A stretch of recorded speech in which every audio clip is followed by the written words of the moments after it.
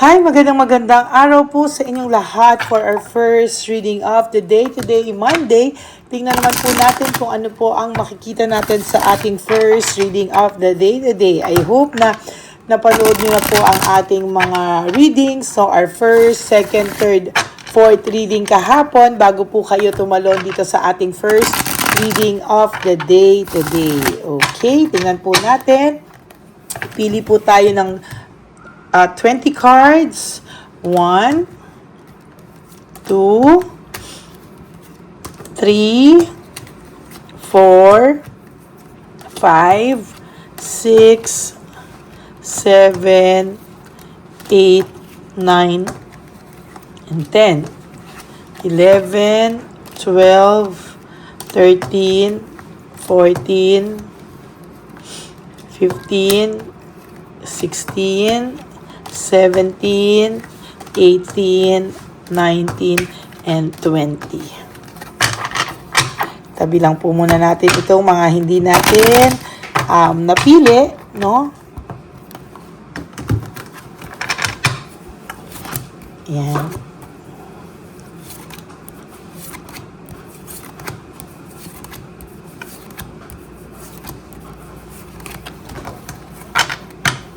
Okay.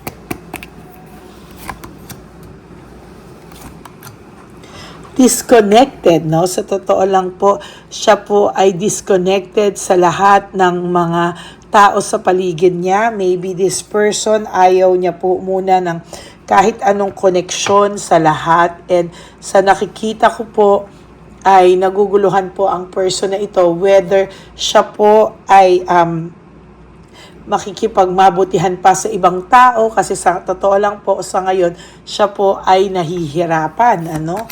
And sa nakikita ko po, nakikita niya po sa'yo na ikaw ay very calm, maayos ka po ngayon. Maybe for some of you, nakikibalita po siya sa'yo. For some of you, inaalam niya po kung ano po yung mga nangyayari sa'yo sa mga tao sa paligid mo, no? Kasi sa totoo lang po, sa nakikita ko ngayon, ay nakikibalita po siya. Talagang hindi niya po alam kung ano ang balita sa'yo.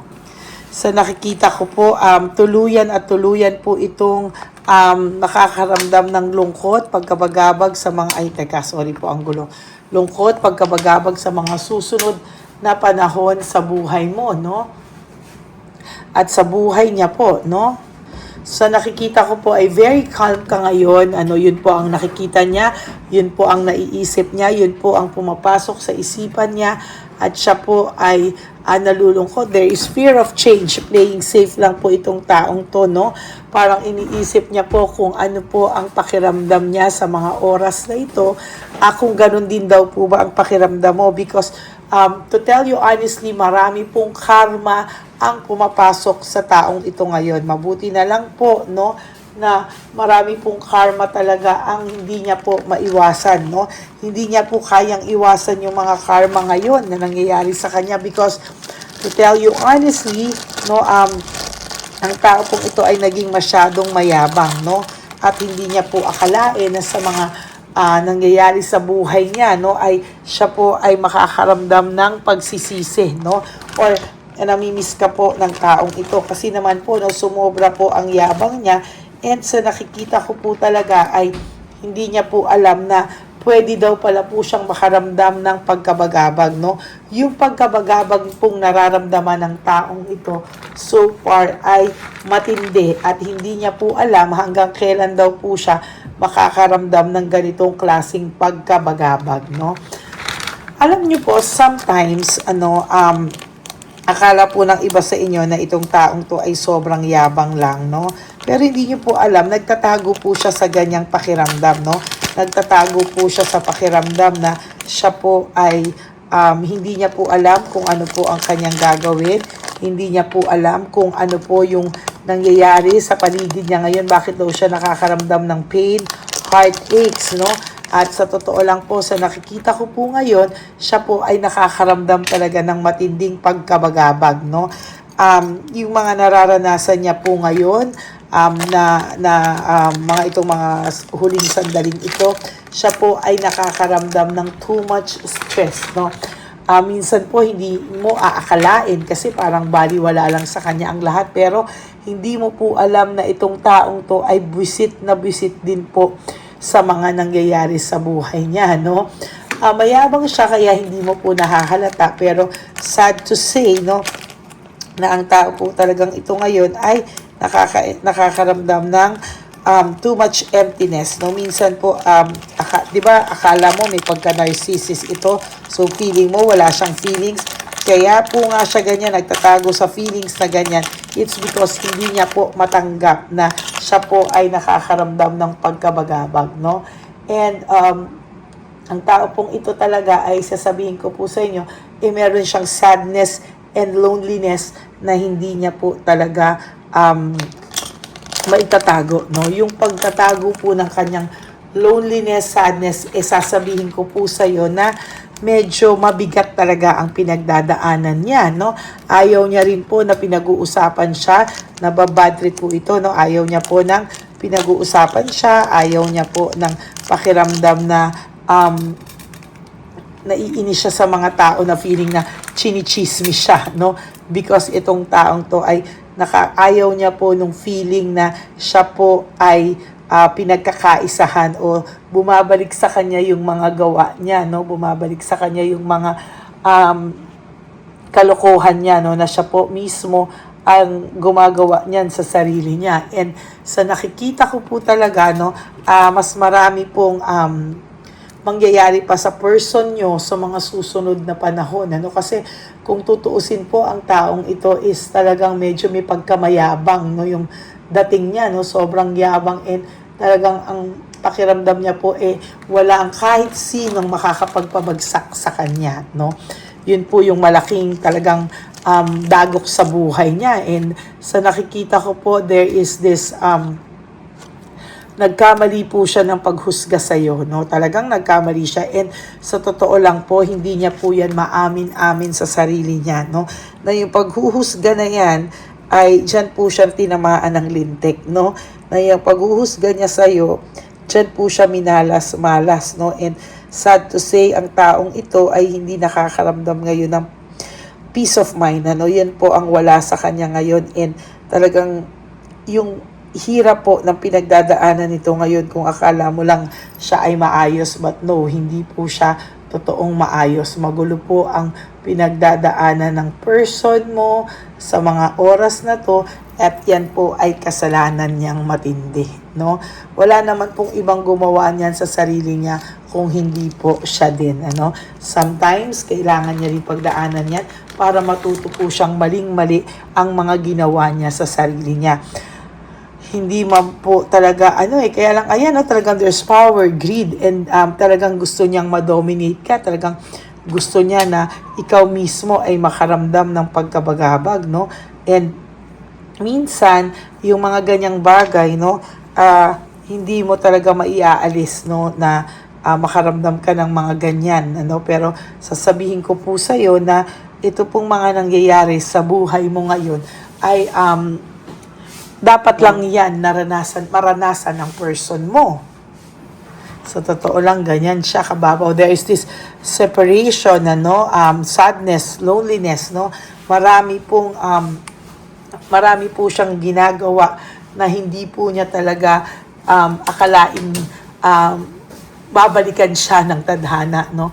Kung akala mo po itong taong ito ay masaya right at this very moment, I will tell you, hindi po siya masaya. O yung mga ginagawa niya po sa ngayon ay talagang nalulungkot po siya, and hindi po talaga siya nagiging masaya sa lahat ng pinagdadaanan niya, no? Ang dami niya pong failure, no? And sometimes pati po yung mga ginagawa niya po ay apektado, no? Lahat po ng nakikita ko dito, yung iba po, no, akala mo sila ay well off sa buhay nila. Ang hindi mo alam, ang dami po nitong pinagkakabaunan na utang, no? And yung iba naman po, kung dati okay sila, ngayon po hindi na, no? And yung iba naman po na dati nang wala, hanggang ngayon wala pa rin po sila, no? At yan po kasi ay tala ng tadhana, no? Dala po yan ng mga maling desisyon po nila sa buhay, no? Sometimes talagang binabalikan na sila ng tadhana at yan po ay talagang hindi nila maaalis na balikan sila because yung too much pain, suffering na binigay nila sa iyo ay talagang binabalikan po sila for whatever reason, for whatever man, ayan po, no? Binabalikan talaga sila. Okay? Talagang makikita mo po yan. Yan. So, talagang makikita mo po na yung loneliness talaga nandun sa kanya. There's this broken relationship, broken family, broken communication. Lahat po yan, siya po ang nagdikta at naggawa niyan sa sarili niya. No? Kaya talagang napakasakla po para sa kanya yan. At may nagsiselos po sa'yo, pinagseselosan ka po ng tao sa paligid niya, maybe the third person, pinagseselosan ka din po. And ayan po yung nakikita ko, no? Hindi po talaga maayos yung yung mga nangyayari sa buhay niya ngayon ay tuloy-tuloy po yung kamalasan niya. And that is for me the real karma, no? Namimiss niya po yung suporta mo sa kanya, kung paano ka po nandyan sa kanya, kung paano ka po sumuporta, magmalasakit sa kanya. Yun po yung nakikita ko na medyo karma niya because hindi niya po yan nakukuha sa iba, no? Yung pagmamalasakit mo sa kanya, yung pagmamahal mo sa kanya, and nakikita ko po na yun po yung malaking maling-mali, no? Sa lahat ng mali, no? Na hindi niya po nakita talaga, no? And there is this panic, no? May pagpapanik po siya, may lungkot po siya, and ayan po, no? So nakikita ko po ay talagang pabagsak pa po lalo ang buhay nito, the tower, no? Minsan akala mo okay na siya, no, ayan, no? The tower, mas magulo po siya sa susunod na buhay niya, no? And ayan, no, the hangman, wala po siyang ginagawa to correct yung mistakes niya, lalo pa po siyang yumayabang, no? And talaga po sa nakikita ko, mas masakla pa po ang darating sa kanya. Para po siyang mabubuwang sa inis, sa pagkaaborido sa mga susunod na panahon sa kanyang buhay, no? There is this group conflict, no? Lahat po, frustration sila po nung pinili niya ay mag-aaway-away sa totoo lang, no?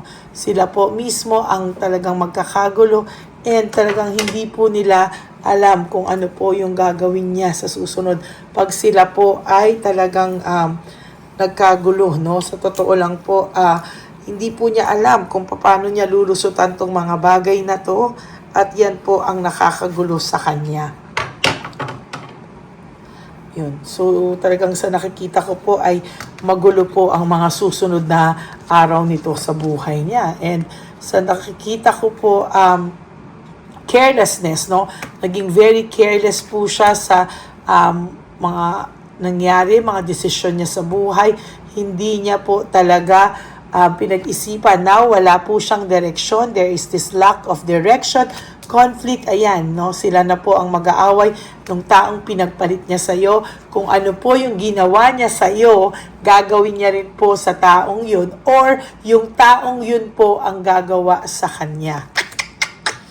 Yan talaga, no? Maiintriga ka sa mga susunod na araw kasi siya po ay makakarma sa mga susunod na panahon sa buhay niya. No? Makikita niya po na pinag-uutulang po siya nung taong ipinalit niya sa iyo, no? And there is this no right choice, confused siya because alam niya po, no, na nagkamali din siya sa kanyang desisyon.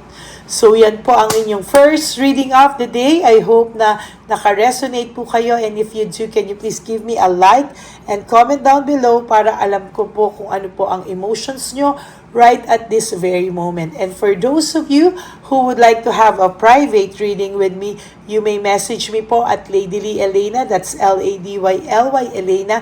Nasa dulo po yan na ating video. Diyan nyo lang po ako makokontak. That is my only official and legit FB and Messenger account. Okay? So maraming salamat po sa inyong lahat. And sabi ko nga po sa aking mga ever loyal, solid, and faithful na Lady Elena family, I love you all from the bottom of my heart. And ang lagi ko pong payo sa inyo is just to live one day at a time. You do 3 things that will make you happy for the day. Prioritize yourself, forgive yourself, and always choose to love yourself, because self-love is still the best love of all. And you have to realize that life is so short. Don't make it shorter by stressing yourself from all the pains and heartaches na binigay sa inyo ng kahapon. Just surrender everything to the divine universe and just let go and let God write your life and love story. Ako po ay magbabalik for another set of reading. Magandang araw, God bless you, and I love you all from the bottom of my heart. Bye!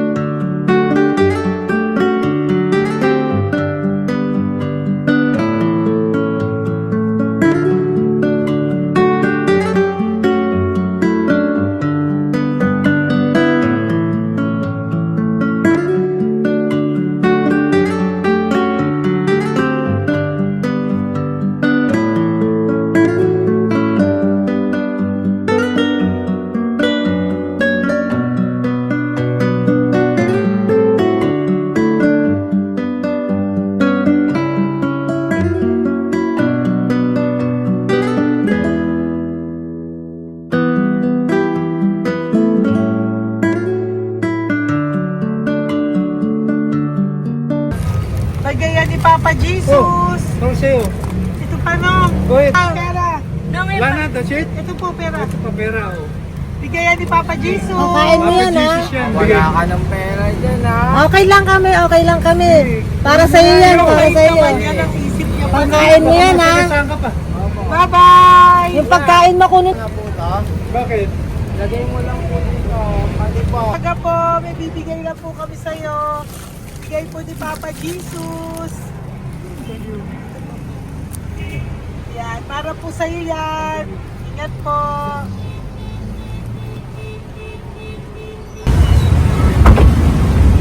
Gandang tanghali po. May bigay po si Papa Jesus sa inyo. Salamat po. Salamat po. Ito po. Salamat po. Tigisa po kayo sa Ampaw. Thank you po. God bless po, nanay. Apo. Salamat po. God bless.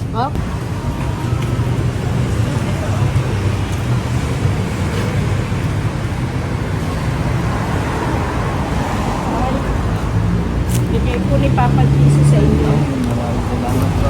Ito po. Si Papa Jesus. Salamat. God bless po. Kuya, pangkain mo po yan, ha? Tayo ka ba nandyan? Po, hindi po. Dito po na nagtimpahan po.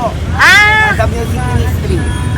Doon ka nakapwesto. Opo. Sige po, bye po. Dapat po, ingat.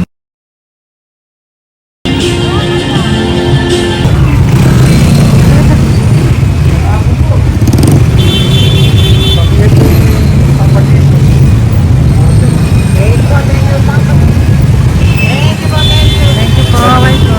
Meron pa eh. Bigay po yung Papa Jesus.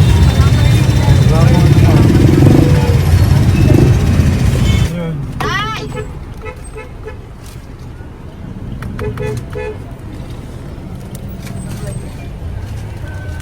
Good. Tay, para sa iyo po, bigay po ni Papa Jesus. Papa Jesus, eh. Tay, bye-bye. God bless po, God bless. Para sa iyo po, bigay po ni Papa Jesus. Ayan po, bigay po yan sa ni Papa Jesus. Thank you po. Amen.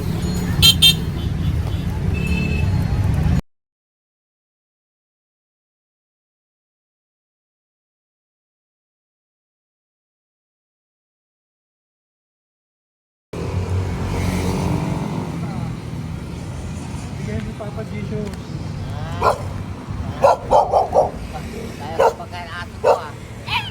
Madami mong aso, kuya. Alaga mo lahat yan? Hindi na size yan. Nasaan yung iba? Ay, talaga? Eh, paano pagkain yan, kuya? Saan mo kinukuha? Lahat. Ang dami. Ang dami niya pong aso. Oy, ang daming aso ni kuya. May nagbibigay sa inyo pagkain? Okay po. Kaya mo kuya, pag nadaan ako, bibigyan kita ng dog food dito, ha? Dito ka lang ba lagi? Okay po, sige. Okay po. Marami din akong aso sa bahay, eh. Okay po. Isa. Kuya, pangkain mo yan, kuya.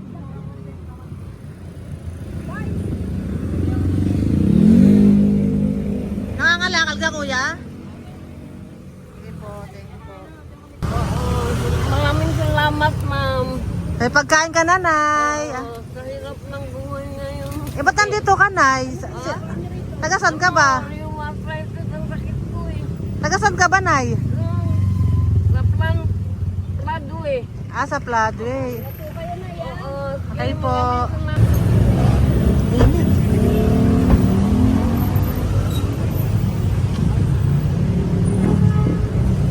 Nay!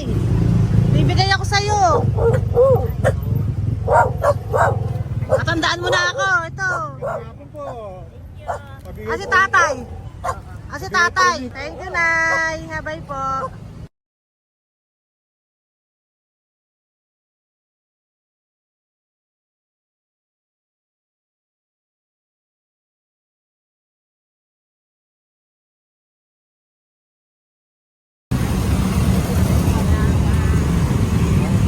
God bless, Nay. Thank you po.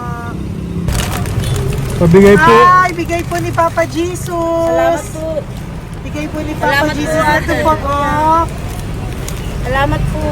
Bigay po ni Papa Jesus. Ito pa po. Salamat po, tay. Salamat po, tita. Bye-bye po. Maraming po salamat. Kayo, ate. Opo, ingat po kayo. Taga saan po kayo? Taga Tayabas, Quezon po kami. Mga aita po kami sa Quezon, mga katutubo. Sige, ingat po. God bless.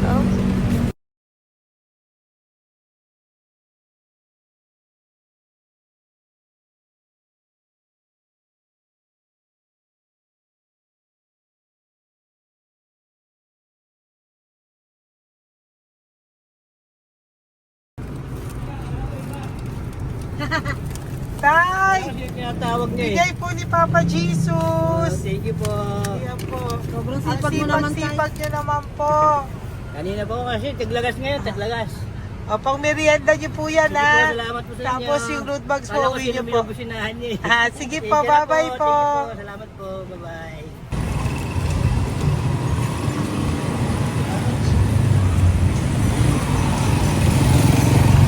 Brother. Basta, mabigay ni Papa Jesus. Ang sa'yo. Ang kaya mo yan, ba't hindi ka makatayo?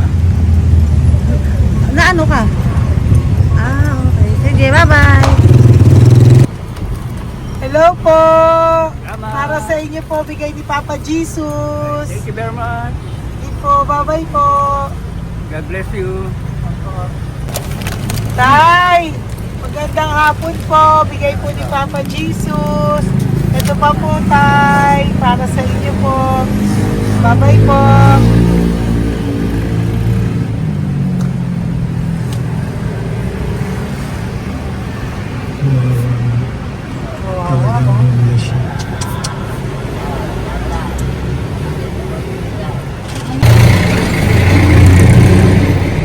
Ate!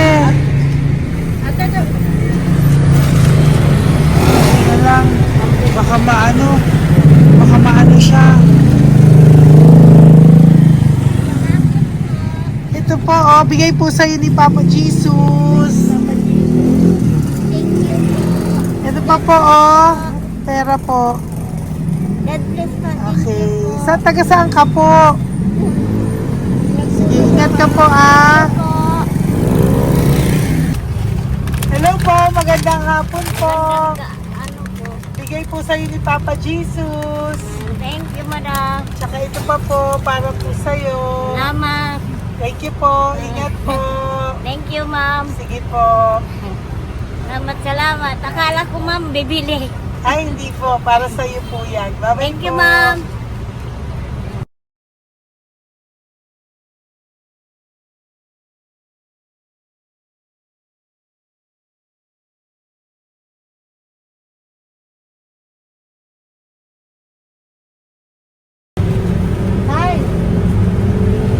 Hirap na hirap. Bibigay po ako ng buso. Hirap na hirap Dito siya. po tayo, dito pa kabila. Hindi mo siya lies pa yan. Kawawa naman. Tay, magandang araw po.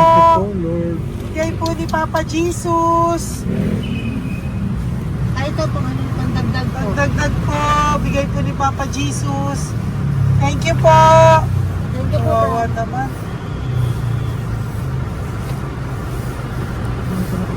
Diyos ko, hindi na siya makaano ko.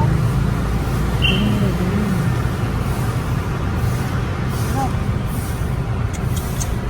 Tama, may tataligin na.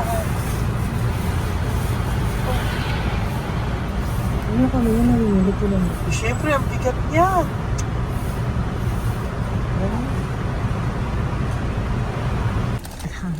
Tayo, bigay sa'yo ni Papa Jesus. Sige po, ma'am. Ayun yung palinis po, ma'am. Hindi na po, okay na Thank you po. po. Ito po. Thank you ma'am. po. Thank you, sir.